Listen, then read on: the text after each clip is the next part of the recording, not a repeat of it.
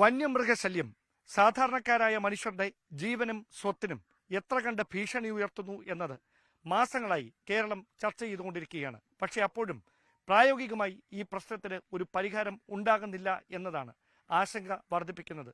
അതോടൊപ്പം കർഷകരുടെ ദുരിത ജീവിതം വീണ്ടും വീണ്ടും നരകതുല്യമായി മാറുന്ന ഒരു സാഹചര്യം കൂടി ഇതുമൂലം ഉണ്ടായിക്കൊണ്ടിരിക്കുകയാണ്. ഞാനിപ്പോൾ നിൽക്കുന്നത് തിരുവനന്തപുരം നെടുമങ്ങാടിനടുത്തുള്ള പനവൂർ എന്ന സ്ഥലത്താണ്. ഇവിടെ ഏറെ പ്രതീക്ഷയോടെ മറ്റൊരു ജില്ലയിൽ നിന്ന് കൃഷിയെ സ്നേഹിക്കുന്ന ഒരാൾ ഇവിടെ എത്തി വലിയ തോതിൽ പൈനാപ്പിൾ കൃഷി തുടങ്ങി. പക്ഷേ ആഴ്ചകൾ കൊണ്ട് ഈ കൃഷി വിളവെടുക്കുന്നതിന് തൊട്ടുമുമ്പ് മറ്റ് വന്യമൃഗങ്ങൾ, കാട്ടുപന്നിയും അതോടൊപ്പം മറ്റ് വന്യമൃഗങ്ങളും എത്തി ലക്ഷക്കണക്കിന് രൂപയുടെ നഷ്ടം വിതച്ചുകൊണ്ട് പൂർണ്ണമായി നശിപ്പിക്കുന്ന ഒരു സാഹചര്യമാണ് ഉണ്ടായിരിക്കുന്നത്. ഈ സ്ഥലത്തിന്റെ ഉടമ തന്നെ എന്നോടൊപ്പം ചേരുന്നു. ഈ കൃഷി ചെയ്യുന്ന ആൾ, എന്താണ് താങ്കളുടെ പേര്? സജി. എവിടെയാണ് സ്ഥലം? കോട്ടയം. കോട്ടയത്ത് എവിടെയാണ്? ഏറ്റുമാനൂർ. ഇവിടേക്ക് വരാനുണ്ടായി കാരണം ഇവിടെ സ്ഥലത്തിന്റെ അവൈലബിലിറ്റി കൂടുതലുണ്ട്, അതുകൊണ്ടാണ് നമ്മൾ ഇങ്ങോട്ടേക്ക് വന്നത്. ഓക്കെ, നിങ്ങൾ ലീസിന് എടുത്തേക്ക്? ലീസിന് എടുത്തിരിക്കുക. എത്രയുണ്ട്? 6 ഏക്കർ സ്ഥലമാണ്. 6 ഏക്കർ. അപ്പൊ ഈ 6 ഏക്കർ സ്ഥലത്ത് നിങ്ങൾ ഈ പൈനാപ്പിൾ കൃഷിയാണ് പൂർണ്ണമായിട്ട്? പൈനാപ്പിൾ കൃഷി മാത്രമാണ് ചെയ്ത്. എത്ര നാൾ മുമ്പാണ് ഇവിടെ? 1 വർഷം ആയി ഇപ്പൊ തുടങ്ങിയിട്ട്. കൃഷി തുടങ്ങിയിട്ട്. ഇപ്പൊ ഇങ്ങനൊരു ഈ സമയത്താണ് ഇത്രയും വ്യാപകമായ ഒരു ശല്യം ഉണ്ടായത്. കഴിഞ്ഞ വർഷങ്ങളിലൊന്നും ഇത്ര വ്യാപകമായിട്ടില്ലെങ്കിലും ശല്യം ഉണ്ടായിരുന്നു. ഞങ്ങൾ കാവല് കടന്നും പടക്കം പൊട്ടിച്ചുമൊക്കെ അതിനെ ഞങ്ങൾ നേരിട്ടു. പക്ഷെ ഈ വർഷം അത് ഭയങ്കരമായിട്ട് എണ്ണം കൂടി. പന്നി 1ഉം 2ഉമാണ് കഴിഞ്ഞ വർഷമൊക്കെ വന്നിട്ട് ഇപ്പൊ 10-20 എണ്ണം ഒരുമിച്ചാണ് വരുന്നത്. അപ്പൊ നമുക്ക് ഇതിനെ ശരിക്കും പറഞ്ഞാൽ പടക്കം കത്തിച്ച് എറിഞ്ഞാൽ പോലും ഇത് പോവുകയില്ല, ഒരു രക്ഷയില്ല. വേലി കെട്ടിയിട്ടുണ്ട്, അത് മുള്ളുവേലി മൊത്തം കെട്ടിയിട്ടുണ്ട്. അതിനടിവഴി തുരങ്കം ഉണ്ടാക്കിയാണ് ഇത് അകത്ത് കയറുന്നത്. അതല്ലാതെ മറ്റേ ഇലക്ട്രിക് ഫെൻസിങ് അങ്ങനെ അല്ല, അതൊന്നുമില്ല. അതൊന്നും ഒരു പ്രായോഗികമല്ല. ഇലക്ട്രിക് ഫെൻസിങ്, സോളാർ ഫെൻസിങ് ആണെങ്കിൽ പോലും പന്നി ഇപ്പൊ അങ്ങനെ വെച്ചാൽ അത് ഇടിച്ച് അകത്ത് കയറും. ഒന്ന് ഷോക്ക് അടിച്ചാലും പന്നിക്ക് പ്രശ്നമല്ല. കൂട്ടമായിട്ട് തന്നെ അത് സോളാർ ഫെൻസിങ് ഓടി ഒന്ന് ഇടിച്ചിട്ട് അകത്തേക്ക് കയറും. അപ്പോൾ ഒന്ന് ഷോക്ക് അടിച്ചിട്ട് അകത്ത് കയറും. പിന്നെ രാവിലെ വരെ രാത്രി മുഴുവൻ ഇത് കുത്തി തിന്നിട്ട് തിരിച്ച് രാത്രി വെളുപ്പിനെ ഏറ്റ് ഇത് പോകുമ്പോഴും ഇതുപോലെ തന്നെ ഒരു ഷോക്ക് അടിച്ച് പുറത്തേക്ക് പോകും. അത് സോളാർ ഫെൻസിങ് ഇതിനൊരു പ്രായോഗികമായൊരു നടപടിയല്ല. ഇപ്പൊ നിങ്ങൾക്ക് ഉണ്ടായിരിക്കുന്ന നഷ്ടം എത്ര കണ്ടുവരുന്നത്? അപ്പം നമുക്കൊരു ശരിക്കും പറഞ്ഞ ഒരു 7500ഓളം കാനി പൈനാപ്പിൾ ചെടികൾ നിലവിൽ പോയിട്ടുണ്ട്. പൂർണ്ണമായി പോയി. കുത്തിമറിച്ച് അതിപ്പോ അവന് വീണ്ടും തുടർന്നുകൊണ്ടിരിക്കുകയാണ്. അതുകൊണ്ട് നമ്മളിപ്പോ ഈ കഴിഞ്ഞ രാത്രിയിലും വന്ന് കുത്തുകയുണ്ടായി.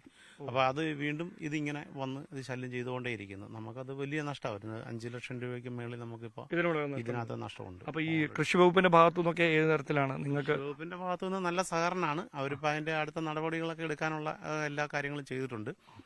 കേസ് ഫോറസ്റ്റിൽ അതിന് പരാതിപ്പെടാനുള്ള സംവിധാനങ്ങളൊക്കെ ചെയ്ത് നഷ്ടപരിഹാരം എന്തെങ്കിലും കിട്ടുമെന്നാണ് പറയുന്നത്. നമുക്ക് ഇതുവരെ ആർക്കും അങ്ങനെ കിട്ടിയതായിട്ടൊന്നും അറിയത്തില്ല, എങ്കിലും കിട്ടുമെന്നുള്ള പ്രതീക്ഷയിൽ നമ്മൾ അതിന്റെ പിന്നാലെ പോകുക. അല്ലാതെ കുടുംബസമേതം ഇവിടെയാണ് ഇപ്പം?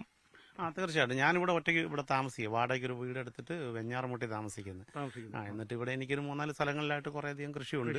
പക്ഷേ എല്ലാ സ്ഥലത്തും ഈ ശല്യമാണ്. പക്ഷെ കഴിഞ്ഞ വർഷത്തെ തന്നെ അപേക്ഷിച്ച് അതിന്റെ 10 മടങ്ങാണ് ഈ വർഷം. അപ്പൊ അതാണ് നമ്മൾ അഭിമുഖീകരിക്കുന്ന ഏറ്റവും വലിയ പ്രശ്നം. ഈ കൃഷി ചെയ്യുന്നതിന് വേണ്ട വിപുലമായ തരത്തിൽ ഈ കൃഷി ചെയ്യുന്നതിന് വേണ്ടി സഹായിക്കുന്നത് ഈ തൊഴിലുറപ്പ് തൊഴിലാളികളാണ്. അവർ ഏറെ കഷ്ടപ്പെട്ടാണ് ഈ പൊരി വെയിലത്ത് ഈ കൃഷി ചെയ്യുന്നതിന് വേണ്ടിയ സഹായങ്ങളൊക്കെ ചെയ്യുന്നത്. പക്ഷേ വലിയ തരത്തിൽ ഇങ്ങനെ സഹായം ചെയ്തു നൽകിയിട്ടും അതിങ്ങനെ ഈ കാട്ടുപന്നികളും മറ്റ് വന്യമൃഗങ്ങളും നശിപ്പിക്കുന്നത് മാനസികമായി അവരെയും തകർക്കുന്ന ഒരു സാഹചര്യമാണ്. എത്ര പേരുണ്ട് നിങ്ങൾ? 31. ഈ നേരത്തെ മുതൽ ഇങ്ങനെ ശല്യം ഉണ്ടോ? കാട്ടുപന്നി ശല്യം ഉണ്ടോ അതോ ഇപ്പോഴാണോ? ഉണ്ട്. അപ്പൊ സാധാരണ നിങ്ങൾ എന്താ ചെയ്യുന്നേ ഈ വന്യമൃഗങ്ങളുടെ ശല്യം ഒഴിവാക്കാൻ വേണ്ടി? അവര് അവരെ കാണുമ്പോ ഓടി ഒളിക്കുകയല്ലേ ഞങ്ങൾക്ക് വീട്ടിലൊക്കെ നമ്മള് ദിവസവും ഇന്നലെയും നമുക്ക് ഗ്യാറ്റ് വാച്ചറാണ്. രാത്രി ആരും വന്ന് നമ്മളെ ശല്യം ചെയ്യാൻ പറ്റില്ല. കാരണം അങ്ങോട്ടോട്ടോ ഇങ്ങോട്ടോട്ടോ ചക്കകളൊക്കെ കുത്തി പൊളന്ന് ഒരു ബഹളമാണ് രാത്രി. എന്നും ഉള്ളതാണ്. രാത്രി വെളിയിലിറക്കാനൊന്നും ഇപ്പോഴാണോ ഈ വന്യമൃഗശല്യം ഇത്തിരി കൂടുതലാണ്. വളരെ കൂടുതലാണ്. ഒന്നും നടാൻ പാടില്ല. അതായത് വിള കിട്ടുന്നില്ല, ഒരു വിള കിട്ടില്ല. വാഴയൊക്കെ കുത്തി പൊളന്ന് കൊലയോടുകൂടിയാണ് വന്ന് വീഴുന്നത് കിടക്കണത്. കൊലകൾ ഇഷ്ടം പോലെ വന്ന് നേരം വിളക്കുമ്പോ വന്ന്. ഈ കാട്ടുപന്നിക്ക് പുറമെ മറ്റെന്തൊക്കെയാണ് ഈ പ്രധാനമായിട്ട്? പിന്നെ കുരങ്ങുണ്ട്,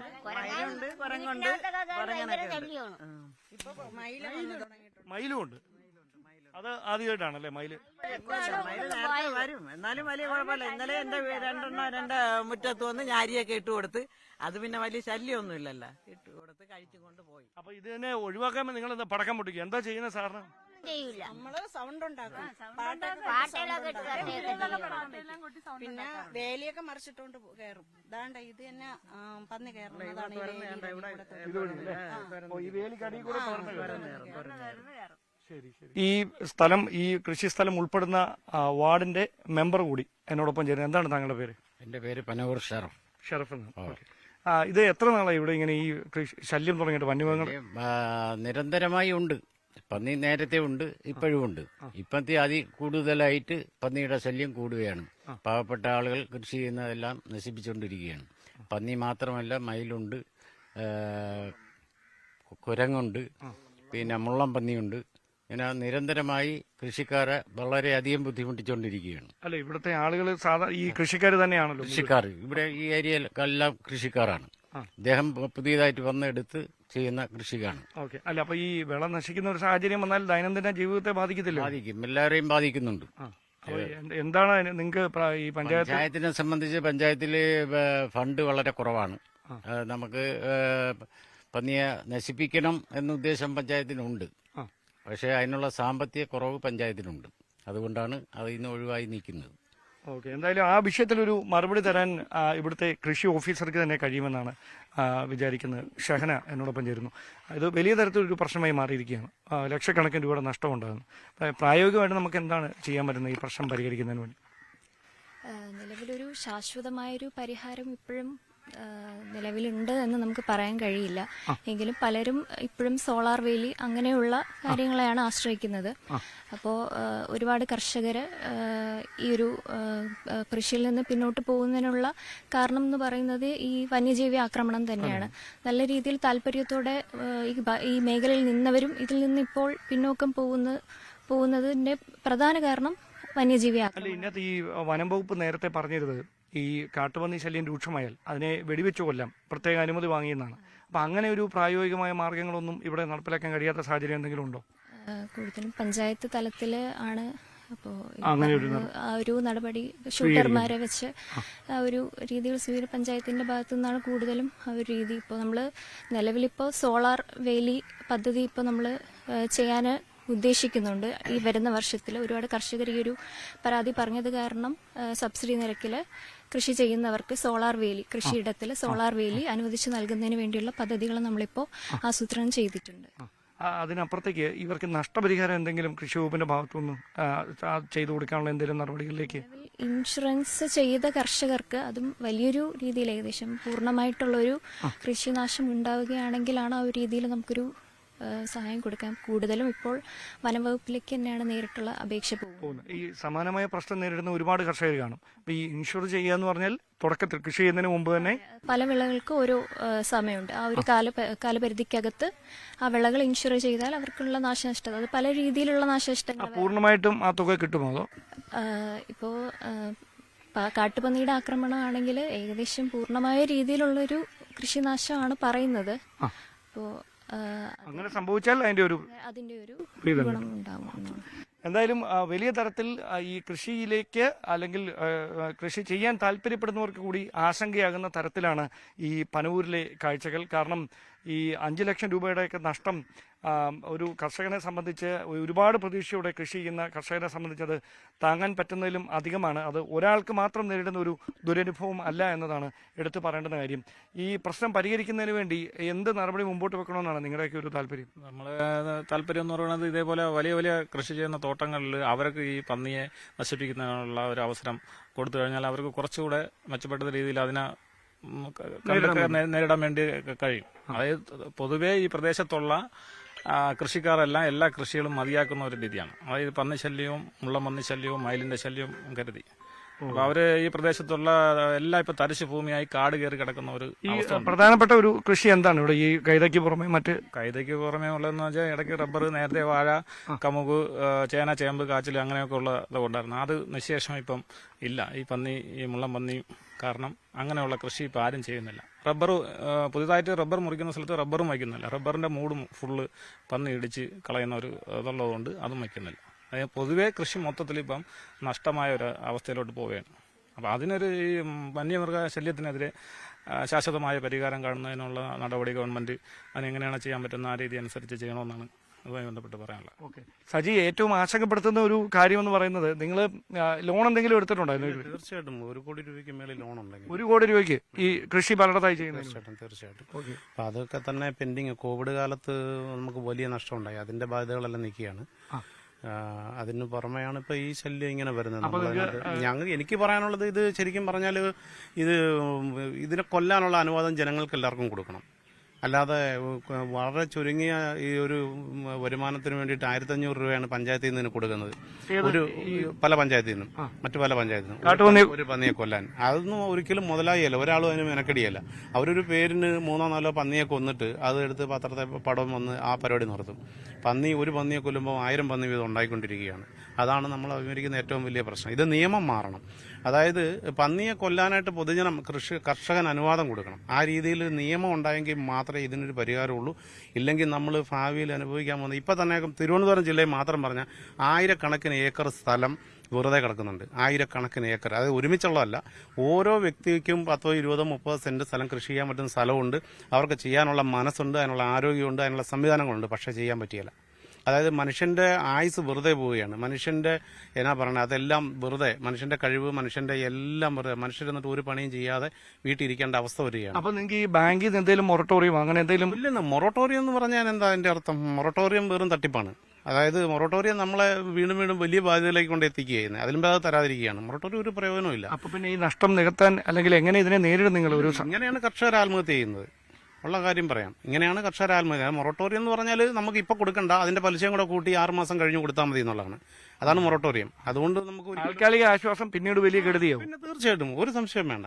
അത് അല്ലെങ്കിൽ ഗവൺമെന്റ് അപ്പം അതിന് നഷ്ടപരിഹാരം കൊടുക്കുകയാണെങ്കിൽ ശരി. ഇന്നിപ്പോൾ ഒരു നഷ്ടം ഉണ്ടായി, 3 ദിവസം പഞ്ചായത്തും കൃഷി വകുപ്പും ഫോറസ്റ്റും കൂടെ ചേർന്ന് 3 ദിവസം അതിന് നഷ്ടപരിഹാരം കൊടുത്താൽ ഇവിടെ കൃഷി ഉണ്ടാവും. അല്ലെങ്കിൽ കൃഷി ഉണ്ടായില്ല. ഇവിടെ ഞാൻ പറഞ്ഞില്ലേ, ലക്ഷക്കണക്കിന് ആൾക്കാർ കൃഷി ചെയ്യാതെ ഇപ്പോൾ ഇരിപ്പുണ്ട്. അവർക്ക് എല്ലാ സംവിധാനമുണ്ട്. കൃഷി ചെയ്യാനറിയാം, കൃഷിയോട് താല്പര്യമാണ്. നമ്മുടെ കാർഷിക സംസ്കാരം കേരളത്തിന്റെ അന്യം നിന്ന് പോകും. അതിനകത്ത് ഒരു സംശയമില്ല.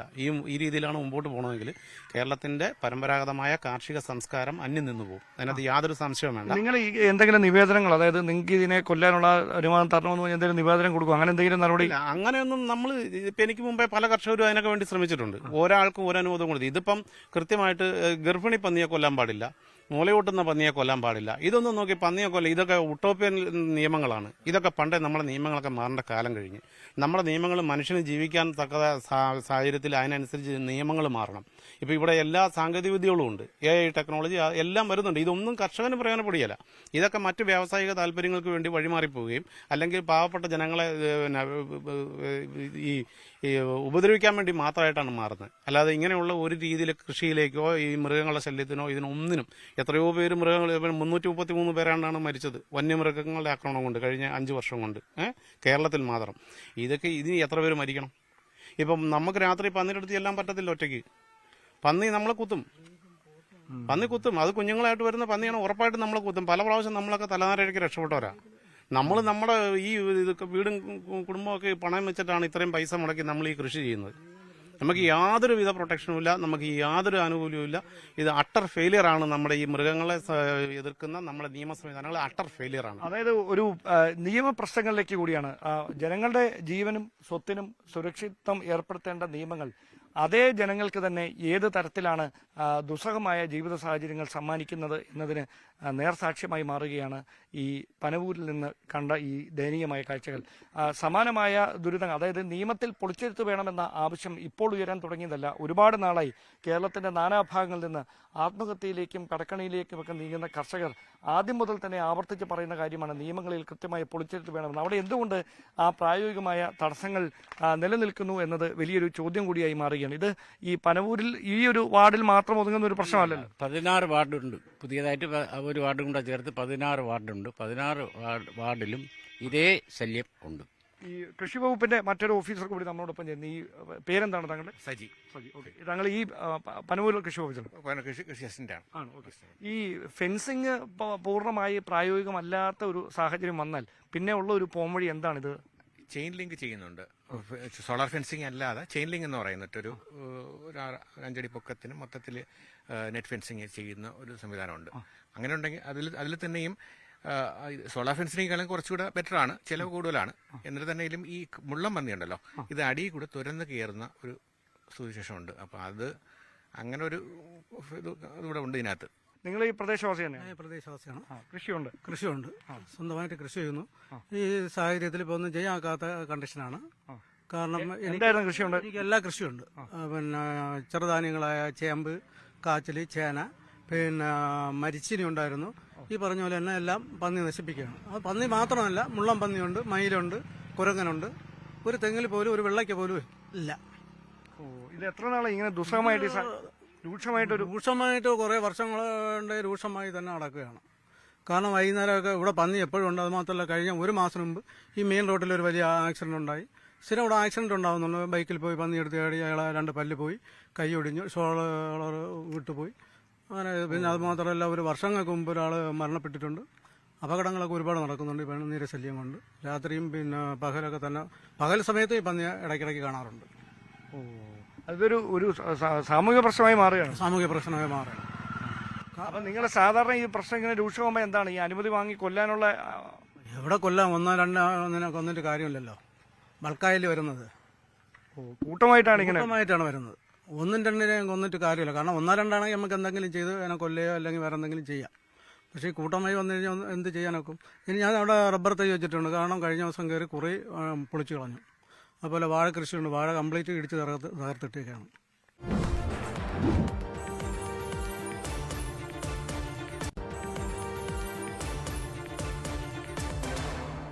ഇതൊരു ഈ കാട്ടുപന്നി ശല്യവും അതോടൊപ്പം തന്നെ മറ്റ് വന്യമൃഗങ്ങളുടെ ശല്യവും ഒരു സാമൂഹ്യ പ്രശ്നമായി മാറുന്നതിന്റെ ആശങ്കകൾ കൂടി ഈ പ്രദേശവാസികൾ പങ്കുവെക്കുമ്പോൾ എത്ര കണ്ട് ഇടപെടൽ അനിവാര്യമായി മാറുന്നു, എത്ര കണ്ട് വേഗത്തിൽ ആ ഇടപെടൽ സാധ്യമാക്കേണ്ടതുണ്ട് എന്നൊരു ചോദ്യങ്ങൾ കൂടി ബാക്കിയാണ്. താങ്കളും ഈ പ്രദേശവാസിയാണ്. അവിടെ കൃഷിയുണ്ടോ? കൃഷി ഉണ്ടായിരുന്നു, ഇപ്പൊ ഇല്ല. 3 വർഷമായി ഒന്നുമില്ല. ഇതാണോ പ്രശ്നം? തന്നെയാണ് പ്രശ്നം. ഇതിനൊരു ശാശ്വതമായ ഒരു പരിഹാരം വേണമെങ്കിൽ കേന്ദ്ര ഗവൺമെന്റിന്റെ ആ ഭാഗത്തു നിന്ന് ഒരു നിയമ ഭേദഗതി വരണം. ഒരു അമെന്റ്മെന്റ് വന്നാലേ പറ്റുള്ളൂ. അല്ലാതെ ഈ സംസ്ഥാന ഗവൺമെന്റിനെ കൃഷിഭവന ഒന്നും ചെയ്യാൻ പറ്റത്തില്ല. ഈ പ്രദേശവാസിയാണ്, ഇവിടെയാണ്. കൃഷി ഉണ്ടായിരുന്നു? ഉണ്ട്, കൃഷിയുണ്ട്. 2-3 ഏക്കർ സ്ഥലമുണ്ട്. കൃഷിക്കാരായിരുന്നു ഞങ്ങൾ. പിന്നെ ചേന, ചേമ്പ്, വാഴ, അങ്ങനെ തുടങ്ങിയ കൃഷികളെല്ലാം ചെയ്യാറുണ്ടായിരുന്നു. പക്ഷേ ഇപ്പോൾ ഒരു 5-6 വർഷം കൊണ്ട് 5-5.5 വർഷമായി ഈ പന്നിശല്യം കൂടുതലാണ്. അത് എന്നുവെച്ചാൽ ഓരോ പ്രാവശ്യം വരുന്നതും 8-10 വെച്ചാണ് ഇങ്ങനെ വരുന്നത്. എന്നുവെച്ചാൽ വലിയ പന്നികളാണ് കൂടുതൽ വന്നു പോകാറ്. എല്ലാം നമ്മൾ കണ്ടുകൊണ്ട് നിൽക്കുമ്പം തന്നെ അതെല്ലാം വന്ന് കുത്തിമറിച്ചിട്ട് പോകും. ആൾക്കാരെ ഒന്നും പേടിയോ ഒന്നും ഇല്ല. നമ്മൾ പേടിപ്പിക്കാനുള്ള സംവിധാനങ്ങളൊക്കെ ചെയ്യാറുണ്ട്. പക്ഷെ അതൊന്നും അല്ല. പക്ഷെ ഇതിന് ഗവൺമെന്റിൽ നിന്ന് എന്തെങ്കിലും ഒരു ഇത് നമുക്ക് കണ്ടെത്തിയേ പറ്റുള്ളൂ. അല്ലാതെ നമുക്ക് ആർക്കും കൃഷി കൊണ്ട് നമുക്ക് ജീവിക്കാൻ തക്ക ആൾക്കാരാണ് നമ്മളെല്ലാവരും. അപ്പം നമുക്കത് കൃഷി കൂടിയാണ് നമുക്ക് ജീവിക്കാൻ പറ്റുന്ന കാര്യങ്ങൾ. അല്ല, ഒട്ടും കഴിയാത്ത ഒരു പശ്ചാത്തലമാണ്. ഒട്ടും കഴിയാൻ പറ്റാത്ത ഒരു പശ്ചാത്തലമാണ്. അത് ഒട്ടും പറ്റുന്നതുമില്ല. അപ്പൊ ഇപ്പം പൂർണ്ണമായി നിർത്തിയേക്കാം? പൂർണ്ണമായി നിർത്താന്ന് വെച്ചാല് കാട് കയറി 2-3 ഏക്കർ സ്ഥലം വെറുതെ കാട് കയറി കിടക്കുവാണ്. പട്ടത്താമര ആയി കിടക്കുന്നു, പട്ടമരം. ഇവിടെ ഈ സ്ഥലത്തിന് വില ഇത് കാരണം എന്തെങ്കിലും വില ആണ് എന്ന് വെച്ചാല് അതില് ഈ ഇങ്ങനെ പന്നി ശല്യമുള്ള സ്ഥലങ്ങളിൽ ആൾക്കാർ വന്ന് സ്ഥലം എടുക്കാറില്ല. പിന്നെ അവർക്ക് അത് കൃഷി ചെയ്യണമെങ്കിൽ ഒരുപാട് പൈസ ചെലവാക്കിയാൽ മാത്രമേ അത് കൃഷി എന്തെങ്കിലും ചെയ്തെടുക്കാൻ പറ്റത്തുള്ളൂ. ഇതാണ് പ്രശ്നം. അതാണ് പ്രശ്നം. അതായത് ഇവിടെ നിന്ന് ഈ സ്ഥലം ഒന്ന് വിറ്റ് പോകണമെന്ന് വിചാരിച്ചാൽ അതിന് പോലും കഴിയാത്ത ഒരു ഗതികേടിലേക്ക് ഈ കാര്യങ്ങൾ എത്തി നിൽക്കുന്നു എന്ന് പറയുമ്പോൾ എത്ര കണ്ട് ദുസ്സഹമാണ് സാഹചര്യങ്ങൾ എന്നതിലേക്ക് കൂടിയാണത് വിരൽ ചൂടുന്നത്. ഒരു കാര്യം കൂടി, ഈ ഇവിടേക്ക് നിങ്ങൾ ഇങ്ങനൊരു പ്രതിസന്ധി നിലനിൽക്കുന്നു. ഈ സഹായം അല്ലെങ്കിൽ നഷ്ടപരിഹാരം കിട്ടുന്നത് വൈകുന്ന ഒരു പശ്ചാത്തലമുണ്ടായി. എങ്ങനെ ഇതിനെ അതിജീവിക്കാൻ കഴിയുമെന്നാണ് താങ്കൾ? നമ്മളൊക്കെ ഒരു ശരിക്കും ഫ്യൂച്ചർ നമ്മൾ ബ്ലൈൻഡാണ് അതിനകത്ത്. നമുക്കതിനകത്ത് യാതൊരു ഐഡിയ ഇല്ല അതെങ്ങനെ നമ്മളതിനെ അഭിമുഖീകരിക്കുമെന്ന്. കാരണം നമ്മൾ റിയലി ഹെൽപ്ലെസ്. നമുക്ക് പ്രത്യേകിച്ച് ഇതിനകത്തൊന്നും നമുക്കൊരു ഹോപ്പില്ല. നഷ്ടപരിഹാരം കിട്ടിയില്ല എങ്കിൽ നമുക്ക് മുമ്പോട്ടുള്ളതിനെ കുറിച്ചൊരു അജ്ഞത തന്നെയാണ്, അറിയില്ല. നിങ്ങൾ മറ്റ് അതായത് ഇതിന് പുറമെ മറ്റ് ചില സ്ഥലങ്ങളിലൂടെ കൃഷി ചെയ്യുന്നുണ്ടല്ലോ, അതിനടുത്ത് തന്നെയാണോ? അതെ, ഇതിനൊരു 3, 4, 5 കിലോമീറ്റർ ചുറ്റളവിലാണ്. അവിടെയും പൈനാപ്പിൾ അവിടെയൊക്കെ ഇത് തന്നെ സ്ഥിതി. എല്ലായിടത്തും സ്ഥിതി ഇത്. പിന്നെ നമ്മൾ ചില സ്ഥലത്തൊക്കെ പിള്ളേരൊക്കെ രാത്രി കാവലിനിടും, പടക്കം പൊട്ടിക്കാൻ ഏൽപ്പിക്കുക, അങ്ങനെ കുറേ സ്ഥലത്തൊക്കെ അങ്ങനെയൊക്കെ അങ്ങ് മാറിപ്പോകും കുറേയൊക്കെ. പക്ഷേ എങ്കിൽ ഈ വർഷം അത് കഴിഞ്ഞ വർഷത്തിനെ അപേക്ഷിച്ച് അതിൻ്റെ 10 മടങ്ങായിട്ട് കൂടിയിരിക്കുകയാണ് ഈ വർഷം. ഇത്രയും വ്യാപകമായ ആക്രമണം ഇതുവരെ നമുക്ക് നേരിടേണ്ടി വന്നിട്ടില്ല. ഭയങ്കരമായിട്ട് ഈ വർഷം ഭയങ്കരമായിട്ട് കൂടി. ഇപ്പം ഇതേപോലെ തന്നെ വട്ടപ്പാറ, എനിക്കിവിടെ വട്ടപ്പാറ കുറേ സ്ഥലമുണ്ട്, അവിടെ ഏകദേശം ഒരു 2 ലക്ഷം രൂപയ്ക്ക് മേളിൽ നഷ്ടം വന്നു. പക്ഷെ നമുക്കിപ്പോൾ എന്ത് ചെയ്യാൻ, നമ്മളെന്നും ഇതിൻ്റെ പിന്നാലെ നടന്ന് നമ്മൾ കഷ്ടപ്പെട്ട് അതിന് പരാതി കൊടുത്തതിൻ്റെ പുറകെ നമുക്കിതൊന്നും പ്രായോഗികമല്ല. കാരണം നിങ്ങൾ ഒരു തവണയിലും വിളവെടുപ്പ് ഒരു തവണയിലും ഒരു തവണ വിളവെടുപ്പ് നടത്തിയത്. അപ്പൊ നോർമലി എത്ര കിട്ടുന്നതാണ്? ഇത്രയും ഒരു ഏക്കറിന് 10 ടണ്ണ് 11 ടണ്ണ് പൈനാപ്പിൾ കിട്ടും ഒരു ഏക്കറിന്. അതാണ് അതിന്റെ ഒരു ഇത്. എല്ലാ 3 വർഷവും നമുക്ക് അതുപോലെ കിട്ടേണ്ടതാണ്. അതായത് 1000 കിലോയ്ക്ക് മുകളിൽ കിട്ടേണ്ടത്, 10000 കിലോയ്ക്ക് മുകളിൽ കിട്ടേണ്ടതാണ്. മേളിൽ കിട്ടേണ്ടതാണ്. അതാണ് ഇപ്പൊ ഏകദേശം ഇവിടെ ഒരു 10000 കിലോയുടെ നഷ്ടം നമുക്ക് വരും. 10000 കിലോയുടെ നഷ്ടമാണ്. 1 ടണ്ണ് അല്ല 10 ടണ്ണ് ചക്ക. അതായത് ഒരു ഏക്കറിൽ നമ്മൾ 800 കാനിയാണ് വെക്കണം, തയ്യാ വെക്കുന്നത്. ഒരു ഏക്കറിൽ 1 ടണ്ണ് അല്ലെ? അതാ 10 ടണ്ണ്. ഒരു ഏക്കറിൽ 10 ടണ്ണാണ് നമ്മുടെ ഇത് ആദായം എടുക്കുന്നത്. അപ്പൊ അത് ഏകദേശം ഒരു ഏക്കറിന്റെ നമുക്ക് ഇവിടെ നഷ്ടം വരും. ഓക്കെ. അപ്പം നിങ്ങൾ ഇത് ഇവിടുന്ന് കയറ്റി അയക്കുകയാണ് ഡൽഹി, ബോംബെ അങ്ങനെയുള്ള സ്ഥലങ്ങളിലേക്ക് കയറ്റി അയക്കുകയാണ്. നിങ്ങൾ ഇതൊരു ജൈവ കൃഷി ഏത് രീതിയിലായിരുന്നു ഇവിടെ? ജൈവ കൃഷിയല്ല, അങ്ങനെയൊന്നും പറയാൻ പറ്റില്ല, പൂർണ്ണമായിട്ട് പറയാൻ പറ്റിയല്ല. എങ്കിലും ജൈവവളങ്ങൾ നമ്മൾ ചാണകം, കോഴിച്ചാണകം അങ്ങനെയൊക്കെ നമ്മൾ വളമായിട്ട് ഉപയോഗിച്ച് തന്നെ നമ്മൾ ചെയ്യുന്നത്. കീടനാശിനികൾ പരമാവധി നമ്മൾ കുറച്ച് അങ്ങനെയൊക്കെ നമ്മൾ ചെയ്യുന്നത്. പക്ഷെ അതൊന്നും ഇതിനകത്തൊരു ബാധകമല്ല. പന്നിക്ക് ഇതൊന്നും ബാധകമല്ല. പന്നി ഇതൊന്നും അറിയത്തില്ലല്ലോ. അല്ലെങ്കിൽ നമ്മളെ സാധാരണ എന്നാ പറയണം, ഇതിനകത്ത് പന്നി എന്ത് ചെയ്യാൻ പറ്റും? ഗവൺമെന്റ് ഇത് കൃഷിക്കാരന് വിട്ടുകൊടുക്കണം.